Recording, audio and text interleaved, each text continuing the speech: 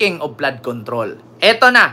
Siguro hindi nyo pa ito alam mga kababayan. Hindi pa ito binalita siguro sa TV, no? O, ang binalita lang sa TV, yung congresswoman ng Samar, yung sumasayaw doon sa Kuratsa. Ito, I will tell you frankly, mga kababayan. Sa totoo lang po tayo, para hindi tayo bias. Yung ginawa po ni congresswoman ng Samar, yung sumasayaw na hinahagisan ng pera, it's a part of tradition. Kuratsa po yun. Once na ang folk dance na kuratsa ay sa tradition dance po yan, no? Ng mga luma. Hindi, gobernador ba? O Governor Tan? Or congresswoman? Governor, sorry. No, correct me. So, Governor Tan. Yung pagsayaw po niya na maraming perang hinahagis, it's part of culture po yon.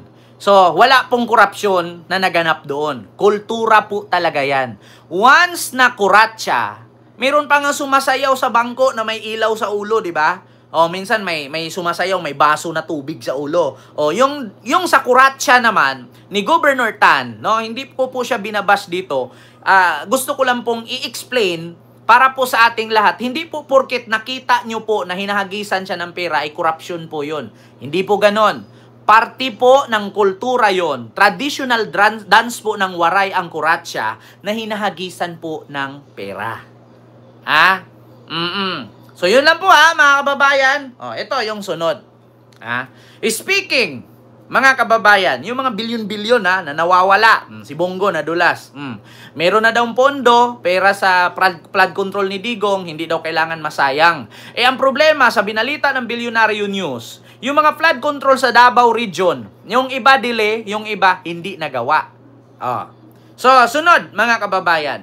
Speaking of flood control, ano nga ba yan, Ken? Dito tayo sa bandang Bulacan. Kung naalala ninyo mga kababayan, si PBBM pumunta ng Bulacan at nakikita niya, wala pong proyekto. Wala maskin isang haligi doon. Pero 55 million po yun. Nawala. Nag-send ako 50 back read. Oy, Juju Balls, maraming salamat po sa iyong palipad. Thank you so much po, Sir Juju Balls. So ito yung sunod, mga kababayan. Ano nga ba ito?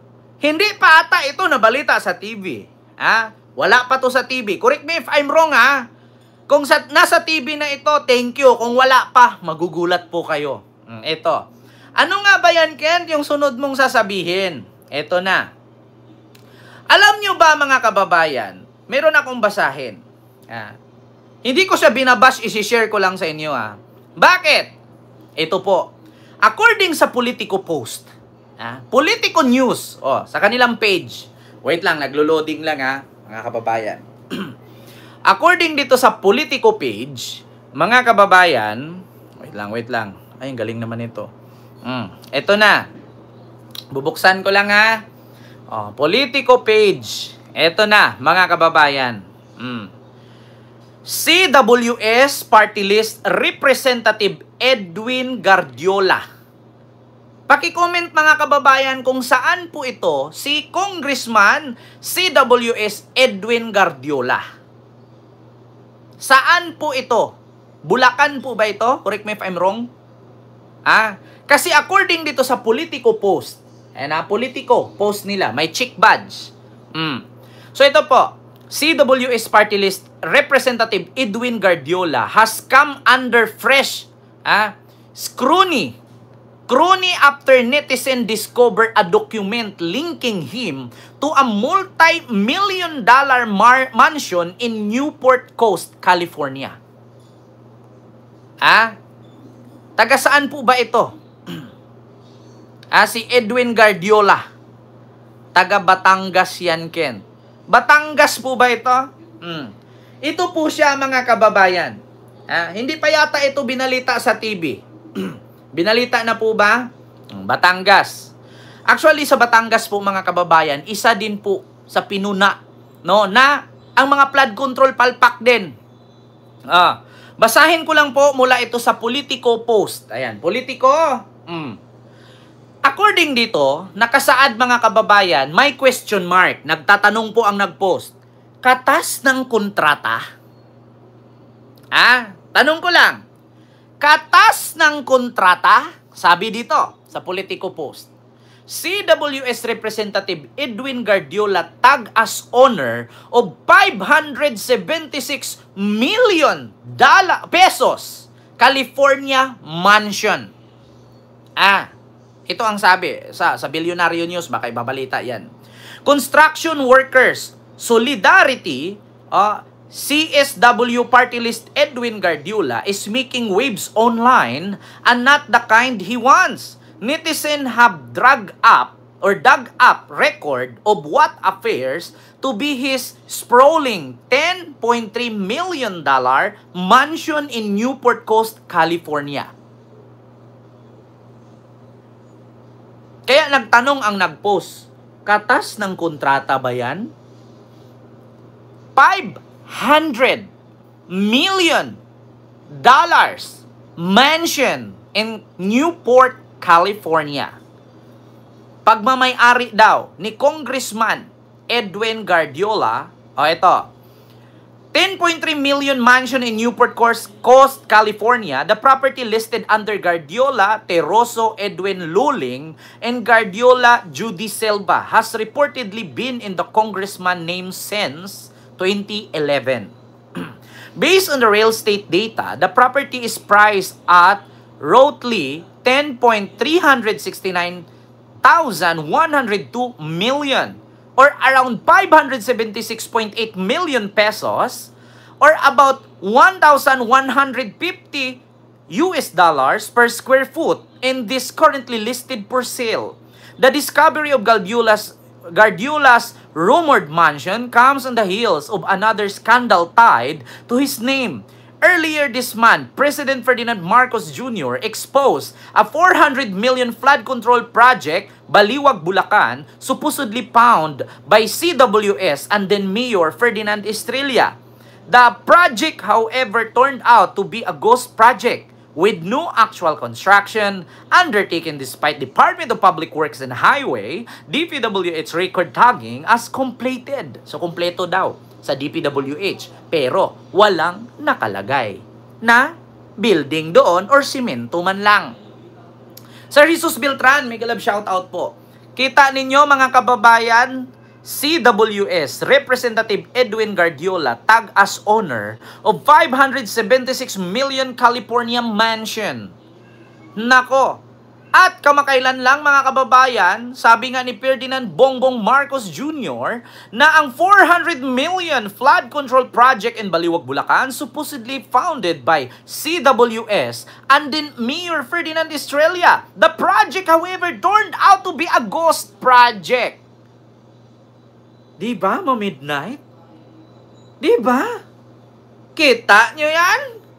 Di poga ba? Kaya ano sabi ni PBBM mga kababayan? Anong sabi ni Marcos?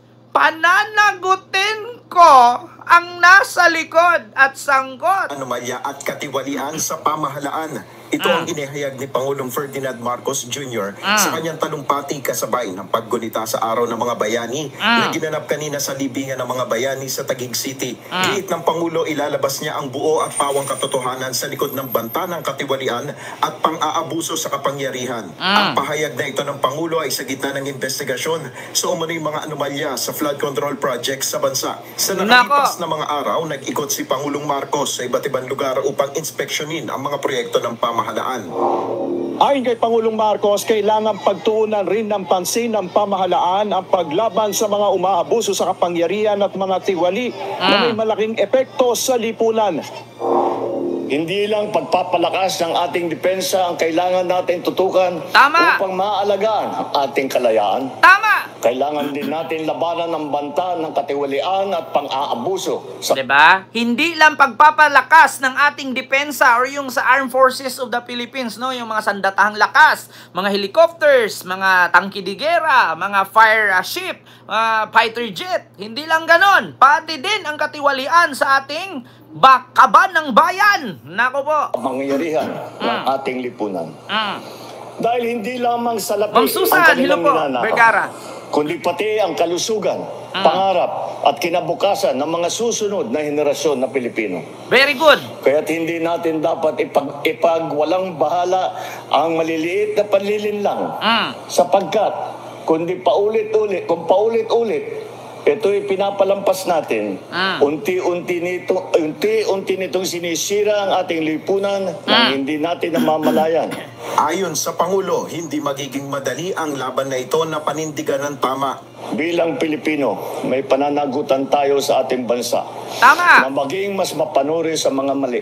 Tama! Na isiwalat ang panloloko. Huwag nang at iboto. panindigan ang alam nating tama. Ipakulong! Kahit hindi ito madali. Bitayin!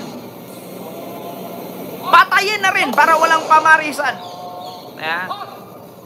Kita ninyo, mga kababayan? Grabe, grabe. Sana all. Naghirap ang Pilipino pero ang yaman ng mga politiko. Sana all. Kaming Pilipino, need namin magtrabaho kahit ang lalim ng baha. Kaming mga Pilipino, need naming magbayad ng tax kahit walang trabaho. Pero yung mga politiko, may mga bahay sa California, may mga mansions sa iba't ibang lalawigan sa bansa. Grabe, grabe talaga. Sana all politician. Alam nyo, kapag ako may anak, actually may anak naman talaga ako. Nandun nga lang sa nanay. Kapag nagtanong ako sa anak ko, anak, anong gusto mo paglaki? Mangingialam na talaga ako. Kasi ako, sabi ko nga, kapag ako may anak, hindi ko papakialaman kung anong gusto niya paglaki. Ako gusto ko, ang anak ko, kontraktor. Kontraktor ang gusto ko. Bakit? Billions? Bakit ka bumibili ng car? Kasi may payong siya. Bakit mo binili itong kotse? Kasi pwede mong lagyan ng bote ng wine. Yan lang ang rason mo. Anong rason mo? Ba't bumili ka ng kotse na Rolls Royce? Kasi may payong sa gilid. Hindi ko nga ginamit yung payong eh. Bakit? Kasi mahal siya. Bakit mo binili itong ganitong kotse? Kasi nga pwede kang magpatong ng wine, hindi siya natutumba, hindi siya umaalog. Bentley yun o yung Rolls Royce may payong. Bakit mo siya binili? Kasi may hugis cobra. Bakit mo siya binili? Kasi may kabayo kulay pula. Bakit mo siya binili? Kasi kasya kami buong pamilya Ngayon mga kababayan sa mga kontraktor na bilyon-bilyon ang natanggap ninyo dyan sa flood control project na yan or sa project ng government. Meron kayong mga luxury bags, meron kayong mga jewelries, meron kayong mga sports car, meron kayong mansion. Hindi nyo ba lubos na isip na kada pikit ninyo sa higaan na mamahalin, may mga humihiyaw na kaluluwa ng mga Pilipinong nagdudusa sa kahirapan? Kayong mga kontraktor or kontratista na nagbulsa ng pera ng Pilipino mula sa tax namin. Nasisikmura nyo ba na sasakay kayo ng mga private plane? Magbibitbit kayo ng mga Birkin bag? Magdadala kayo ng mga Louis Vuitton, Chanel, Prada, Balenciaga, Gucci, Louis V, at whatsoever luxury items? Habang may sumisigaw na Pilipinong bata, help, help, nalunod ako. Nasisikmura nyo ba kumakain kayo ng steak na tag 800 per order? Na instead of kanin, mashed potato ang partner? Samantalang ang daming Pilipinong nahihirapan, hindi makapasok sa trabaho at isang kain lang sa isang araw. Pero nagbayad ng tax, ninakaw nyo lang? Hindi ba kayo nahiya? Naka-private plane kayo. Naka-Bentley, naka-Rolls Royce, naka-Ferrari, naka-Mustang kayo na sasakyan, putang ina nyo. Samantalang kaming Pilipino, ultimo tubig binabayaran ng mga hayop kayo. Daig nyo pa'y nagparenta ng apartment na mga tenant ang nagbabayad ng kuryente at tubig ninyo. Pilipino ang gumagastos para yumaman kay mga hayop kayo.